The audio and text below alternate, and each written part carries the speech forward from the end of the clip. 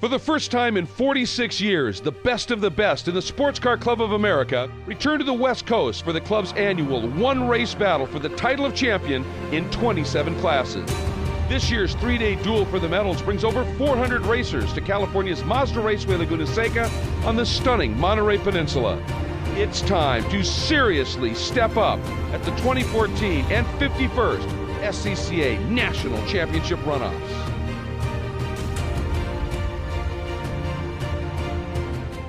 It's time for us to go racing for Formula Continental. The cars are on the track. The battle for the medals is about to unfold, and for more on that class, here's Hayward Wagner. Hey, bud. Rolling onto the grid, or off the grid onto the course right now, Formula Continental. This is a battleground and a proving ground. This is one of those classes that around the world attracts young drivers trying to prove themselves. Here in the amateur ranks, these are guys who stay in these cars year after year in a very fast, very competitive class, Formula Continental. Absolutely right. It is something special. It's that step up. Earlier, Jeff, we had the honor to call Formula Ford, which has always been one of my favorite classes because it's so pure. There's no aero on the cars. But if you're going to move on in racing, you better learn how to deal with some aero. And this is that first step, isn't it? Oh, yeah, it's the first step, but it's a big step. Driving a car with aero and a car with not aero is a totally different package, even from the open wheel cars to sedan cars. When you add that element of aerodynamics and grip and balance of a car, it's one of those necessary steps if you're going to want to move up. That was Jeff Lepper. I'm Greg Creamer, and as we said, this is our 2014 SCCA National Championship Runoffs.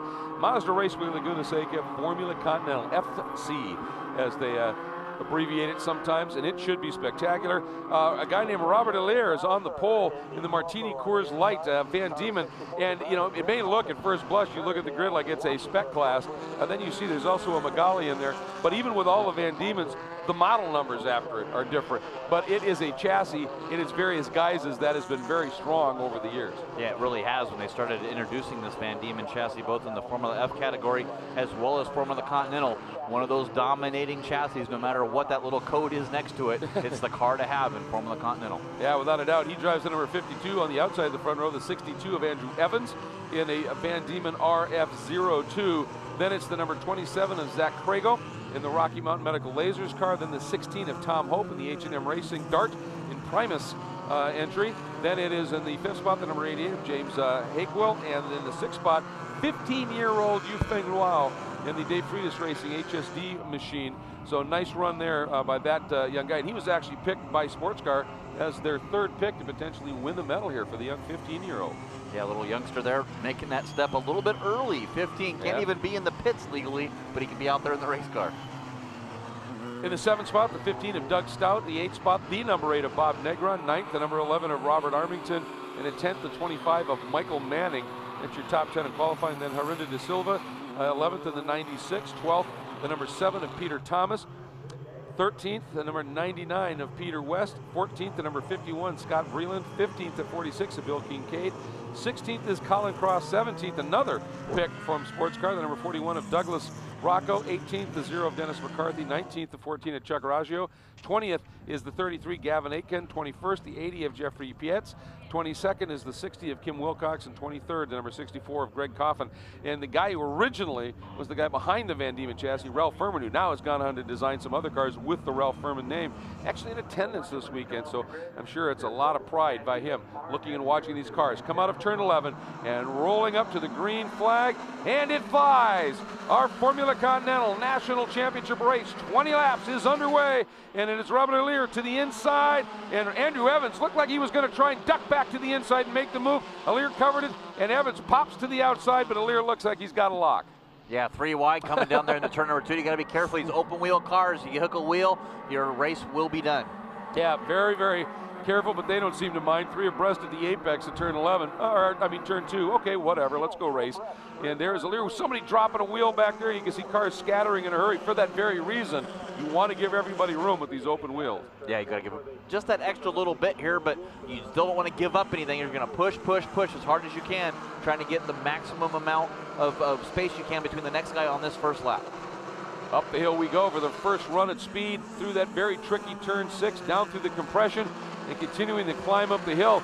And you can see a lot of these guys, I mean, it's obviously similar chassis, but some of the body work, there's some people that run the absolute as it came Van Diemen body work, and there are some guys that do a little bit of their own tweaking on it, raising the nose a little bit, suspending wings, that sort of thing, just to try and get that little bit of an advantage. Well, a lot of the different model numbers on these cars too had updates throughout the years. You start off with that RF1 all the way up to the brand new, back to the RF99, and they had the brand new one, the 08, the DP08. So different. Oh, big car off to the right there on the driver's left. Snap back to the right, got it back under control. But wow, that's not what you want to have in the early goings of this race. No, and here comes Tom Hope. That's that red number 16, who's got a bit of a cue right there that he's in a pretty serious battle. Running for fourth, the 88 of James Hakewell, the 8 of Negron, all right with him. Down we go, and it looks as though there might be a move here by Hakewell. Does he get down to the inside? He does. Nice pass, and he picks up what'll be fourth spot, at least temporarily, coming out of turn number 2. Yeah, Tom Hope trying to recover from that H&M Racing Dart Limas Legion's Van Diemen. That's the RF03 model of the Van Diemen chassis. Looks like the 08's looking a little bit better, though. Hakewell really looking good, and the interesting thing, take a look at the noses on the top 2 cars right now. Both of them that little higher nose, and the second place car has done a very aggressive job, and there's that little bit of what we were talking about, and it caught out the number 16 as he just got, I think, that may have been the number 8 of Negron, just getting in there a little bit, touching those wheels. Yeah, unfortunately, Tom Hope's day will be done from Downey, California, just outside of Los Angeles, California, in the second lap of this national championship race, sitting on the sand trap on the outside. And you have to wonder where that is parked right there. That's awfully close to the edge. It's awfully close to where cars track out, and that could prompt a pretty serious look by the stewards. Yeah, see if we end up with a full course caution. And with the damage to that left rear, he's not going to be able to roll away. And I just heard a whistle blow down there on pit lane in our microphone, so not sure if we are full course yellow or not. And there's the yellow flags there. I believe it is. That's the full call course up. Yellow. Yep, full course. There is the indicator. The pace car is coming out. So this race will be neutralized for just a little bit with a Lear out front. And the 62 of Andrew Evans, the 27 of Zach Crago, sitting there in the third spot. And let's go back, Jeff, and see if we can see what happened. That is the number 8 of Negron. Yeah, coming down to the inside. They're down here into the braking zone. Makes a late move. I don't think that he, got a little bit loose there. You see Negron kind of jerked that front end a little bit. It kind of snapped out, but on both sides, I don't think Tom Hope thought he was going to make that late of a move and turn down, and then Negron got a little bit loose right into him, and race done. Yeah, it kind of looked like it. I mean, he wouldn't have thought at that late second. He would have glanced in his mirrors, I would think. No, he's back there, turn in, and when Negron came in, they're definitely, the car skated on him a little bit. Yeah, it did a little bit. You saw that. Maybe that was a loss of the aero, too. We talk about air on that. Yeah. You get a car in front of you like that, and you come down the braking zone, you take the air off the nose, gets a little bit loose, but the SFR, SCCA safety crew, emergency hookers, hook these cars up. It's kind of a lot easier to pull the open wheel cars out than it is the sedan cars. You hook up to that roll hoop there, lift it up, and just take the car right out of the sand trap and back behind the wall. Yeah, absolutely. It does help with the extraction. You got to be careful when you got that kind of an angle, though, because the car will start to come up and lift a little bit. So they're going to be very, very gentle with it. And they know what they're doing. They'll just gently lift it, and they'll pull it off to the side, and away we go. It looks like is that car under tow? If it is, we had another issue. Yep, he's gone on tow, and looks like he's got a little damage. That thing is skating around just a little bit. That's the number 80 of Jeffrey Pates out of the Cleveland Infant Care Van Diemen out of Fresno, California. So he had some issues, and it looks like they continue. You're going to unhook him. Yeah, you saw it dragging him over there. Once you drag in the sand trap, you need to lift it up just a little bit more. But you don't want to get the tow truck stuck back in the sand. That's the reason they had to go so far deep in there. They don't. Yep. So, perfect solution, Road America's Gales. Get those things out here and deal with it that way. But great work with what they have by the San Francisco region. While we're under caution, we're going to take an early break. We're going to be right back. That means we got lots of racing to take into the finish when we come back to Mazda Raceway Laguna Seca. The 2014 SCCA National Championship Runoffs are being brought to you in HD by Mazda. Conviction, creativity, courage. This is the Mazda way. And by Hankook, driving emotion.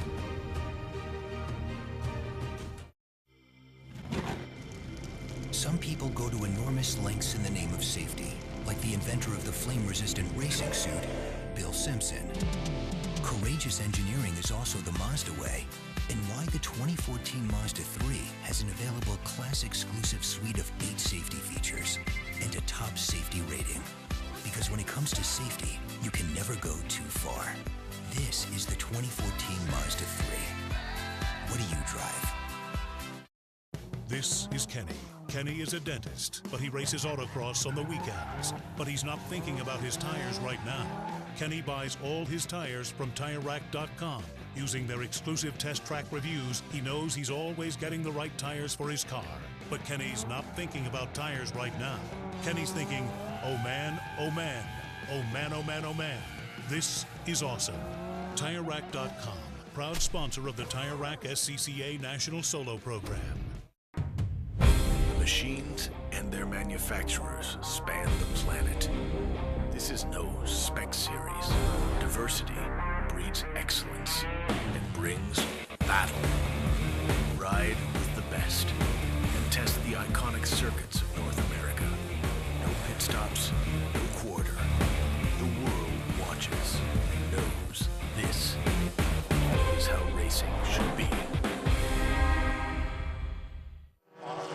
We continue under caution here at Mazda Raceway Laguna Seca, the 51st running of SCCA's National Championship Runoffs to determine our 2014 national champions. The reason we are under caution, well, a little bit of an aggressive move maybe down into turn 5, Jeff. I think we're going to have another look at what may happen. There's the number 8, and that is Bob Negron, who came all the way from 8, so he had a great start, but then it kind of went wrong right here. Yeah, kind of make that bonsai move, loses the front end of that car and right into the side there of Tom Hope. No fault of Tom Hope's.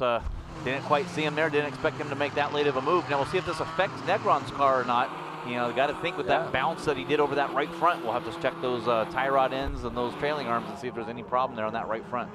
And by the way, the guy that set right before we went caution and completed the lap, that guy right there, the number 88 at James Hakewell, had turned the fastest lap of the race at that point. So this is a nice opportunity for him. As you can see, they're packing up. Looks like we are going back to green. Hakewell sitting right there in 4th and was showing some very, very stout pace. So here we go, leading him around, pole sitter, the Tire Rack pole sitter, Robert Allier, and we are back to green as we complete lap number 3. So 17 laps to go here at Mazda Raceway Laguna Seca, the run down into the Andretti hairpin. Yeah, hard on the braking zone here. You still got to be careful. Boy, Allier really protecting that inside line over Evans. Doesn't want to give up anything. And more contact there as you see the damage. Whoa. Oh, I think he was just turning it off to the side to get around there, but wow. Really, from that camera angle, it really snapped it around there. Number 24, that's Colin Cross from Walnut Creek, California. That Hoosier Tire Ivy Lawrence Closet Van Diemen. Damage there. His race is done behind the wall in turn 11. Yeah, nice for him to make that move. That's pretty gentlemanly to get that car off the track and just let this one continue on, even though I'm sure he's gutted. So a big thank you, I'm sure, from all of the field to him as we go back to the front of this thing. And once again, Allier and Evans able to just scoot away a little bit from Zach Crago, the number 27, but he has got Hakewell really, really, ooh, a big plume and a big off. Keep your foot in it, you'll be all right. He comes back on again. Boy, that was a wild ride. Yeah, it sure was.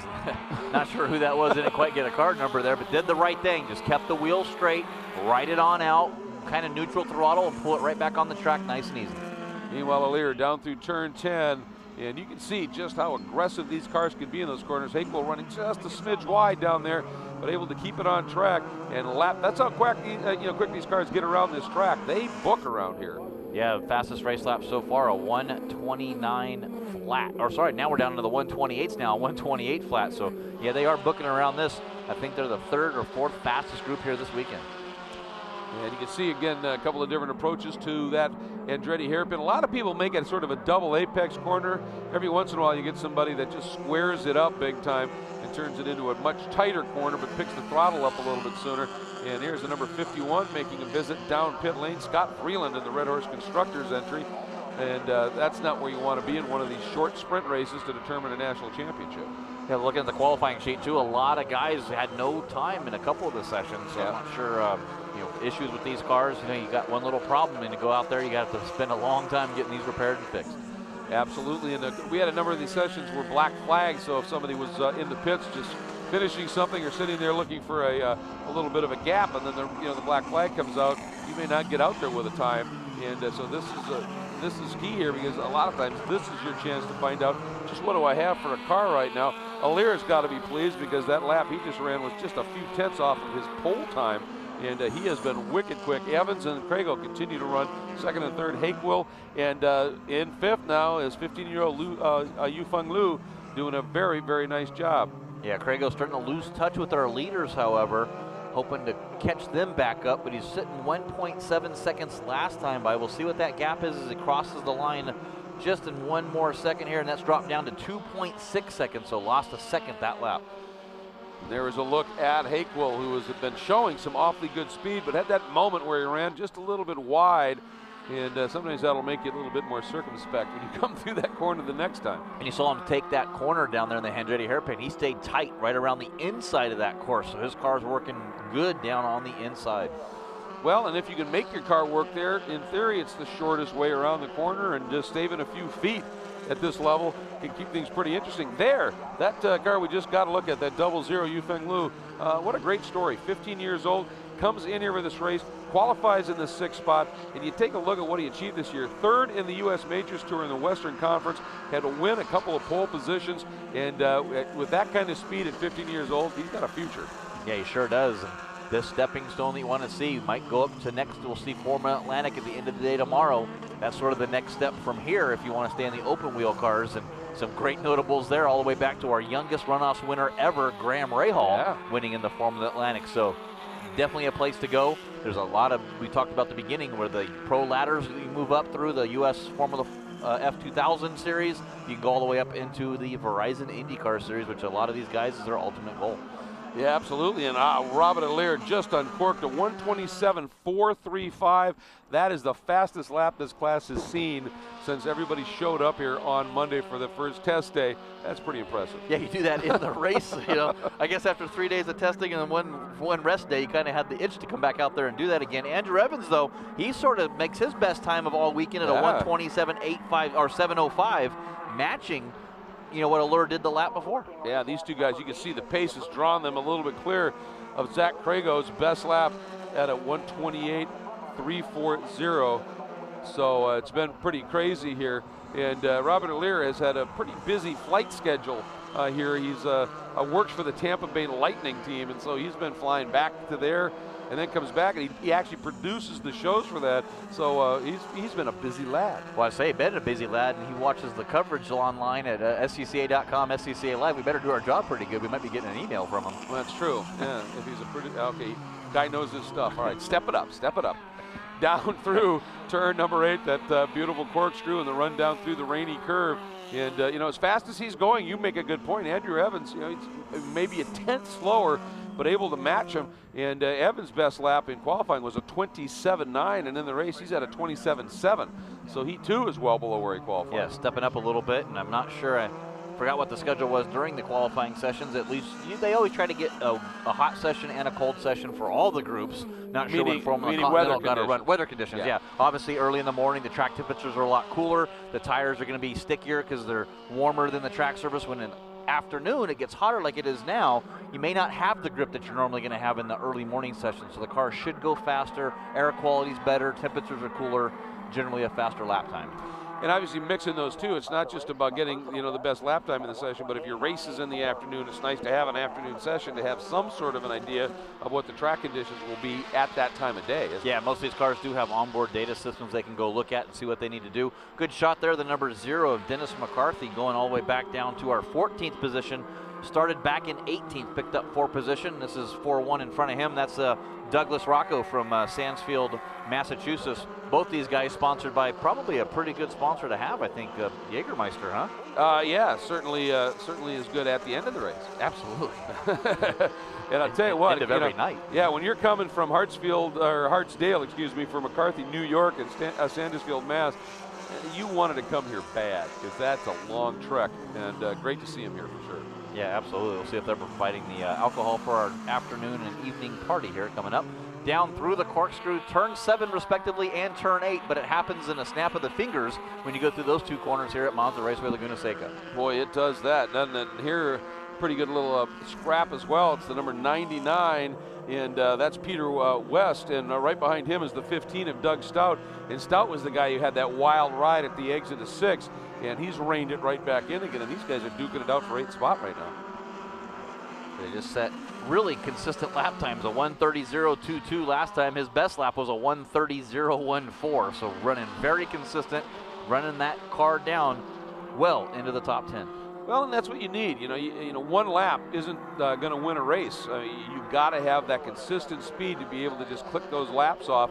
And here's a look at James Hakewell once again. Now he's skidding in that 4th spot. It looks to me, Jeff, like the 00, the 15-year-old Yufeng Liu is closing it up just a bit. Yeah, just a little bit. He was about 10th quicker that last lap, sitting in that 5th place.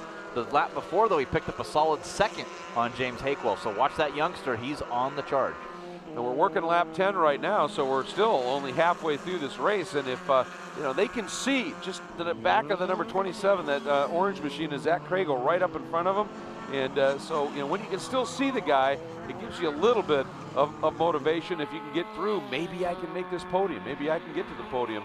And boy, he was really good through the corkscrew there, made up even more ground. Yeah, that little rabbit in front of you trying to run him down, trying to chase him, gives you that extra little tiny bit of motivation, like you said, Greg. And I think that's something that a lot of these youngsters really need to see. You know, you get out there by yourself, you kind of get bored, you don't have anything visually to look at, but look at, right on his back bumper. Yeah, very, very close racing right now. Gearbox, I guess. Gearbox, yeah, wing, there we go. whatever, wicker bill. Up the hill we go, and this is obviously trying to, there's a nice move around the outside. Ooh, interesting line into 8 though. Way tight to the inside as he drops down. Yeah, that looks like it's a little bit better. I thought for a minute maybe there was just a little bit of an issue there, but looks like things have settled in just a bit for these guys. The number 14 right there, back in the order just a little bit, Chuck Raggio. And he's having a good scrap as we go back up to the front. Your leader, Robert Allaire. And you know what? Andrew Evans has closed it up. He just picked it up. Now that margin is down to under a second at start finish. Yeah, good run for Andrew Evans. Not sure if Allaire's there, but getting word that Robert Allaire's, he's been on the podium. Never had a chance to get on that top step of the podium, however. Looking to see if he can change his luck here today. 2 starts so far. 3rd is his best finish. This is his 3rd start at the 2014 Runoffs. Yeah, he was 3rd at Road America last year in this class, so he's finding form, and you know, like to step it up a notch. Obviously, 2nd would be better, but you know, gold kind of says it all. Yeah, absolutely. Number 1 up to the very top step and doing a good job of it now. We'll see what that gap is. Looks like he pulled away a little bit more down that hill out of the corkscrew. I think Evans is a little bit better on the front side of the track here. So yeah, absolutely. He yeah, and we're seeing that play out, aren't we? You know, the guys are a little bit better in one spot of the track. They close it up, and then suddenly the guy they're chasing a little bit better somewhere else. Yeah, you really want to try to set your car up all around, but if you can pick a spot, maximize that, like Allaire's doing right now, to be able to pull away and then back off when you're going back down there. Doug Stout coming down here into turn number 2. Right behind him is Bill Kincaid, has sort of run up to the back of Stout. We saw Stout up a little bit challenging with Michael Manning, but now he's falling back into the clutches of Kincaid. Absolutely, and then right behind them is the number 99 of Peter West, who is up in that group as well. So in this battle in the 8th position right now, and clearly Stout, after he had that little bit of an off, Jeff, he's reined it in, and as you said, we've been seeing now some very consistent laps from him. Yeah, that time by here has been in the low 130s each and every lap by. This one was a 130.4. His slowest of the 4 last laps. We're working lap number 12 right now for your leader, Robert Allaire. But this good battle here with Doug Stout, Bill Kincaid, Peter West. And I got to give a good shout out there to Bob Negron. That right front tire, we weren't quite sure what was going to end up after that incident that he had earlier there with Tom Hope. But looks like he's recovered okay. He's sitting in 6th place.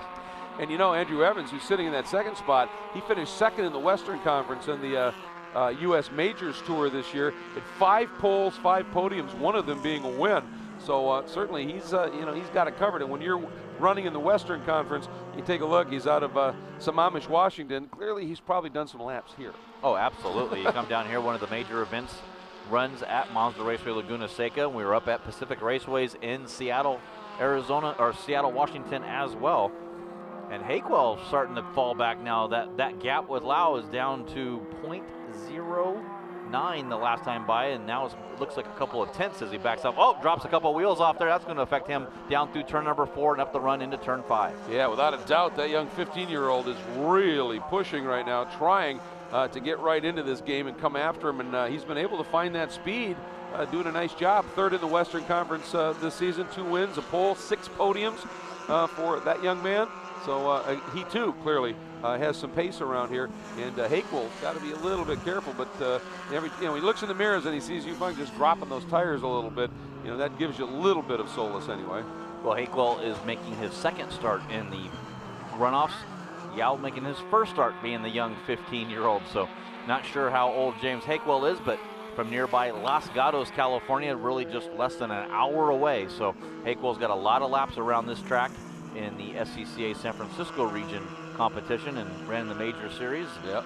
A lot of rookies in this field as well. I believe there's 8 rookies taking place in their first runoffs in the Formula Continental class. And interestingly, just looking through the list when I was doing a little prep for this, I don't see a national champion in this category. So I think we've got a first timer for sure that is going to be in this. Interestingly, we were talking about how Doug Stout had been running some very consistent laps. Not anymore, but he's done it the way you want to do it. Go faster. He's now dipped into the 129s. If you can't be consistent, just be quicker every lap. Yeah, actually that last time by 2, a 128.7. So yeah, really picked it up. Must have found something there that his car did a little bit better working with that crew. There's your third place, Zach Crago, though, up into turn number 5. He's having a great run up in the third. Yeah, he is. Just not quite matching the pace of those 2 guys up front, but quick enough to make sure he's clear of Hakewell and Yufeng Liu right now doing, so he's having a good run here. Ooh, side-by-side battle down into turn 2. That is the number 0, Dennis McCarthy, in a great scrap of his own right now.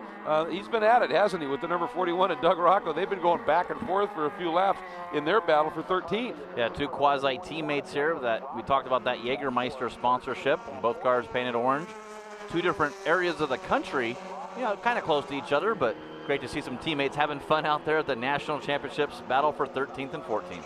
Yeah, and interestingly enough, you can take a look at the profiles and the noses of those cars. They're both Van Diemen's, but it's a classic example of 2, as you said, erstwhile teammates. Running slightly different chassis here, but boy, they've hit the mix. They are about as equal as it gets. Coming up the hill out of turn number 6, that run to one of the most famous corners in all of motorsports, the corkscrew.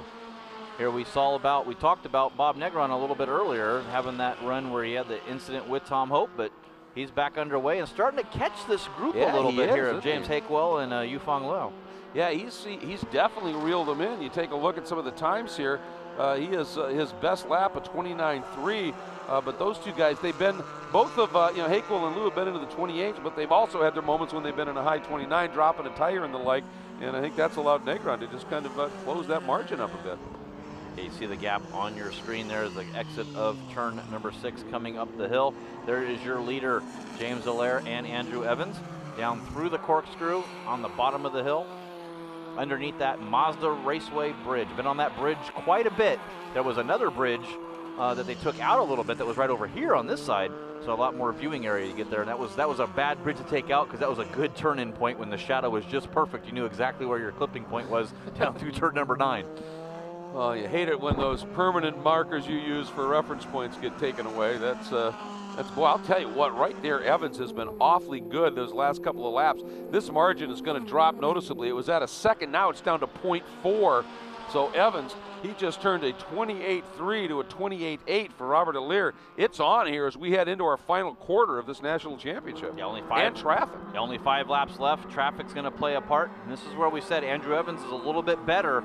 Robert Allaire is a little bit better out of the corkscrew and down the hill. So if Evans wants to make a move, I think it's going to have to be on this front part of the track. And it's going to also depend on when these guys catch that car right in front, and if he really sees the blues and recognizes what's happening, Allaire's going to get by. Does he stay out? Nicely done. You got to give a lot of props to that driver being that aware, realizing that's probably the leaders coming up behind me and letting them through virtually unabated. Yeah, never even blinked as he went through that. So it was a good heads-up driving for that driver. Really appreciate that. Attaboy. Boy, and look how when Andrew Evans comes out of turn 6, he hauls it very abruptly over to the left to straighten that run up into turn 8 in the corkscrew. Down the hill we go. Dropping down into turn number 10 once again. And this is where Evans tends to really make up some time under the brakes here, but Allaire got through there pretty cleanly, didn't he? Yeah, he did a good job. I guess maybe that crew's watching our live broadcast at scca.com/SCCA Live, listening to us to talk about where he's faster and said, hey, you need to pick it up a little bit on the bottom side of the track. Absolutely, and Robert Allaire, he's got some pretty good input, I'm sure, coming here. He's some of the races we've called, there's a guy named Lewis Cooper, and there's a junior and a senior that are big racers. I think Dad's running, or the seniors at least, running in the Atlantics. So Robert Allaire is going, yeah, that's where I want to be. I was going to say, yeah, keep that seat warm for me. Yeah, prove yourself for the Formula Continental race. You get to move from a C up to an A. And here we go through turn 4. Ooh. A little bit of a wheel drop. That's not going to hurt anything right there. But again, Andrew Evans is going to see that. That means he's pushing. He's using up a ton of the track, so keep the heat on him. And maybe see if you can force him into a little bit of a bobble up the hill. We go to turn 8. More traffic, Jeff.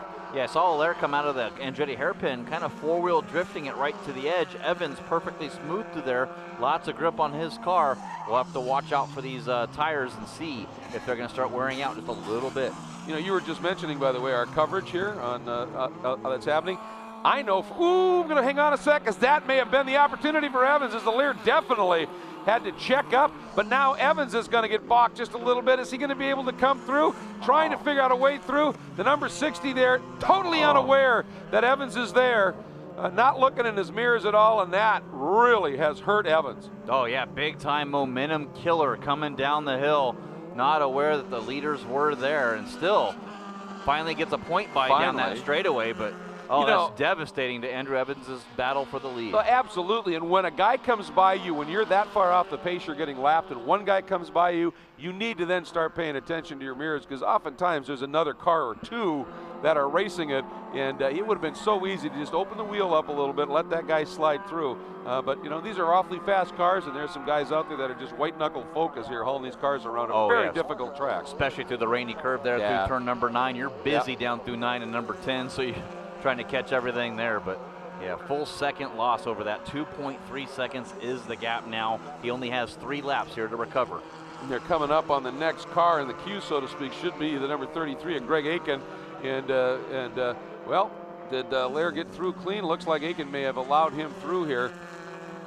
No, he didn't. That was a little bit of a momentum loss here, so that might be a little bit of a help for Evans, but now he's got to get by that car as well as they come cycling through that course. What I was going to say very quickly, our coverage here, we got a pretty global reach, because I know for a fact we got viewers checking in Dunedin, New Zealand.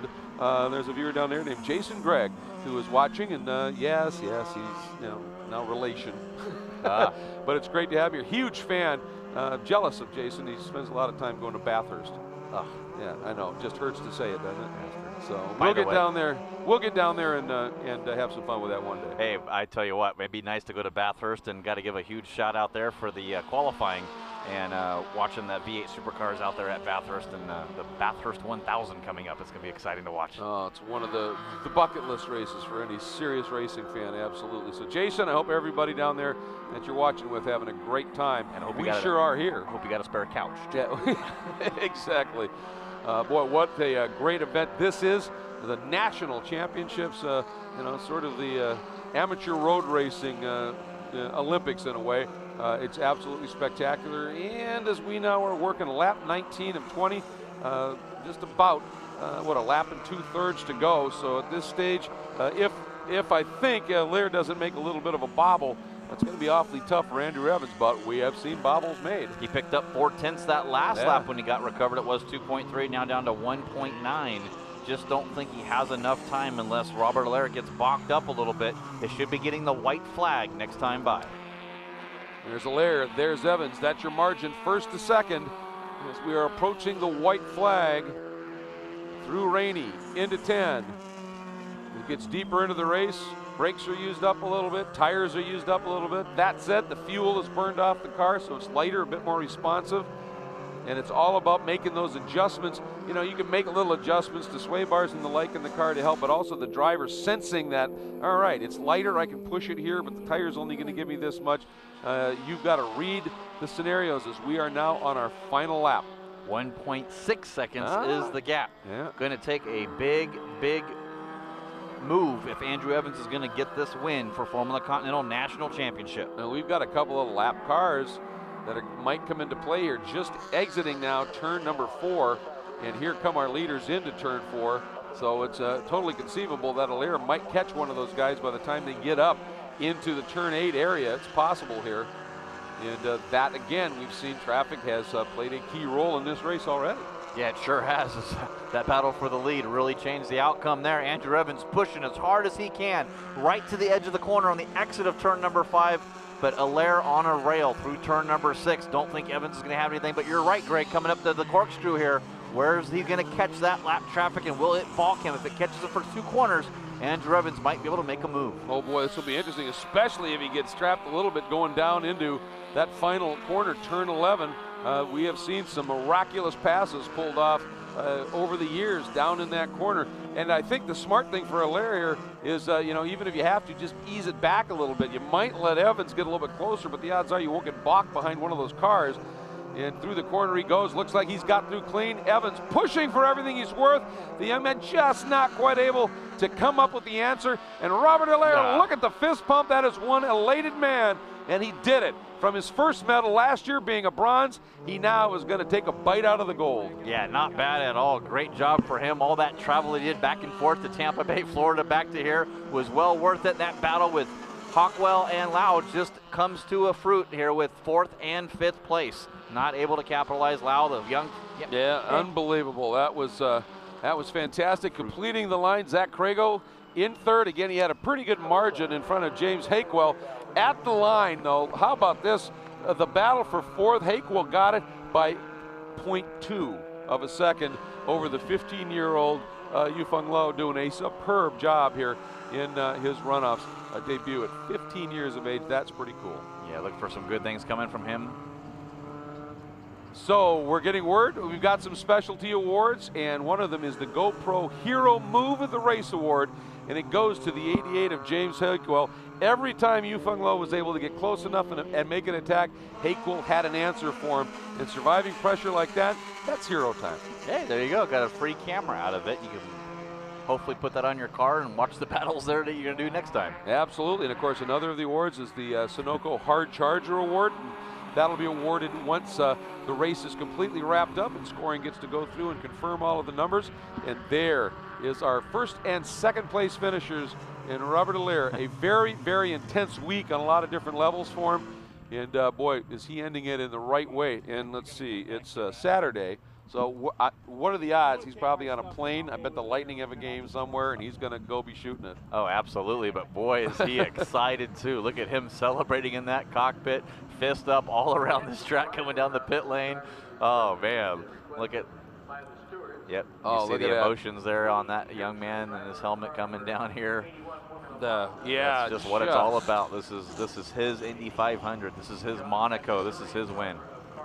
Yeah, just the emotion, like you said, that he's experiencing here is just unbelievable. And that's how important this is. It's the runoffs. It's for a national championship, for guys that aren't pro racers, not necessarily because of talent, but because of resource, because of time. You've got another career. But this is your opportunity to say I'm a national champion. And the emotion is often very thick. I think we might just see it here. And he's in, just trying to open up the surrounds. That obviously the safety gear on these cars pretty intense. That helmet comes off, and Hayward Wagner is going to be ready for him as he peels that helmet off. And Hayward, I think this guy it's going to be a powerful one. What a day, and what an intense week he's had to spend. Robert Allaire getting the helmet off in the car. Last year it was bronze. This year it's gold. Talk about this drive today. Flag to flag win, Formula Continental. Oh, can't believe it. These guys work so hard. LTD Motorsports, Jose, Don, Jimmy, all year, this is what we wanted. Can't believe it. It looked like you were able to get out a little bit of a gap, set a pace, and just drive your race until you caught traffic. Did it get nervous then? I was nervous the whole day. I was nervous every single lap. Andrew's a ridiculously good driver. I mean, I saw him in my mirrors the whole time. I started to get a push, and it got worse and worse and worse. And of course, my coaches get me through the race. Don talking to me and my brother-in-law, and it's unbelievable. I can't believe it. Now I've got Clark talking to me up in the booth. He wanted to give you a congratulations, and he asked me if you could talk a little bit about your driver coaching getting to this point. I'm sorry, what did he say? Wanted to ask about Luke Cooper Sr. and how he helped you with the progression to get here. 5 years ago, it was the first time I sat in this car, and it was my father-in-law's car, and him and my brother-in-law have been unbelievable. I mean, you can't have better coaches. Every day, it's all we talk about. So it's a family affair. I go home and we talk about racing, and I'm so lucky. I can't believe it. I'm just so lucky.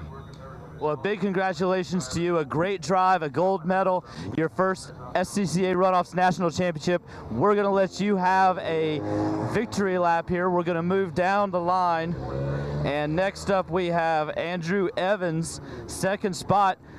Andrew, I'm going to just start with the obvious question, young man. How old are you? 16. 16 years old here at the SCCA National Championship Runoffs. A great drive. It looked like a couple of times traffic was going to give you an opportunity. Robert was able to pull it out. What were your thoughts during the race? Thoughts through the race that were going through my mind was just consistency. Always staying next to Adler and trying to get through traffic as clean as possible. At the end of the day, you have to finish the race. Was there a point in time where you kind of decided to set your pace and go for second, or were you chasing him as hard as you could the whole race? Oh, I was chasing him as hard as I could the whole race. Adler's a great driver. Unfortunately, again, traffic was kind of an issue for us, so hopefully next year we'll get them. Well, congratulations on a silver medal. A great drive for you here today. Thank you. Got one more gentleman to speak with, Zach Crago. Is Crago correct? Crago's correct. Congratulations on the bronze medal, Zach. Thanks, buddy. You kind of got a little bit lonely there for a while. These guys checked out a little bit. You built a big margin. Were you able to just kind of get into a groove? Yeah, just wanted to, just keep it on the track. I wish I could have ran with those guys a little better. They checked out, but for the most part, just wanted to just finish. Wanted to finish, have all four corners on.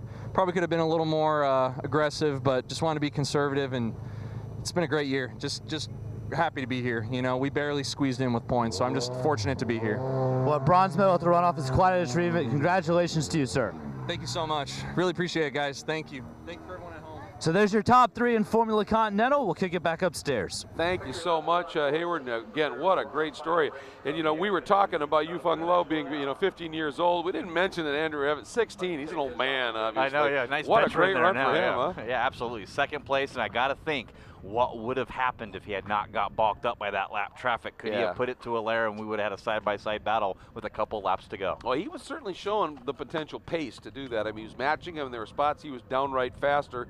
And, I love Robert Allaire's comment. I was nervous the entire race, every lap. Day. Yeah. But looking back at my mirrors, and he said, his comment, Andrew Evans is a ridiculously good driver at 16. That kid's got a future. Absolutely. He'll have a future long.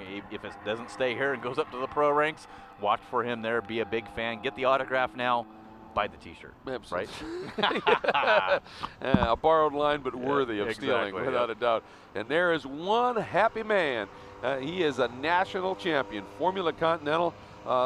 Really one of the prestige classes, I think, in the Sports Car Club of America, just because of the history that we talked about, where so many drivers have really, made that step. And you get into this class, and it opens up doors, and it's spectacular. Robert Allaire, as we take a look at our unofficial results, wins the championship. Andrew Evans a silver medal, Zach Crago a bronze, James Hakewell right there, our GoPro Hero Move of the Race Award winner, 15-year-old Yufeng Lo in the fifth spot. Bob Negron, even after that contact, that car was still pretty good, and he was able to hustle it into sixth. Mike Manning up into seventh in that number 25, so a good run from him from 10th. Doug Stout up into the 8th spot in the number 15 machine. In 9th, number 46, Bill Kincaid, and rounding out the top 10, the number 99 of Peter West. So that's a look at the top 10 here as we conclude this Formula Continental National Championship run on an absolutely fabulous day. And once again, you look at the, coulda, woulda, shouldas in terms of that traffic issue, but nonetheless, we saw an absolutely stellar drive by a number of drivers in this one that put on a great show, Jeff. Yeah, they really did. And you got guys like, Allure, who got his first championship, that do this as a fun, a hobby. You got Andrew Evans finishing second place, 16-year-old, obviously trying to move up that ladder on the way up. That's what makes SCCA Runoffs the best. The Sports Car Club of America, it's a destination. It's also a proving ground. doesn't matter. The racing is fantastic, and we've seen that today here in our race to the gold in Formula Continental. For Jeff Lepper once again and Hayward Wagner, I'm Greg Creamer. Thanks so much for joining us here at the 2014 SCCA National Championship Runoffs. Robert Allaire, congratulations, my friend. You're a champ. The 2014 SCCA National Championship Runoffs are being brought to you in HD by Mazda. Conviction, creativity, courage. This is the Mazda way.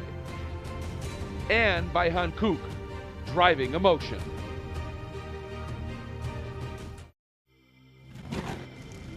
Some people go to enormous lengths in the name of safety, like the inventor of the flame-resistant racing suit, Bill Simpson. Courageous engineering is also the Mazda way, and why the 2014 Mazda 3 has an available class-exclusive suite of 8 safety features and a top safety rating. Because when it comes to safety, you can never go too far. This is the 2014 Mazda 3. What do you drive? This is Kenny.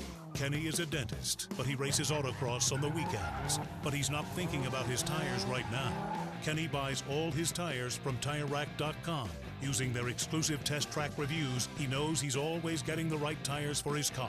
But Kenny's not thinking about tires right now. Kenny's thinking, oh man, oh man, oh man, oh man, oh man. This is awesome. TireRack.com, proud sponsor of the Tire Rack SCCA National Solo Program. Machines and their manufacturers span the planet. This is no spec series. Diversity breeds excellence and brings battle. Ride with the best and test the iconic circuits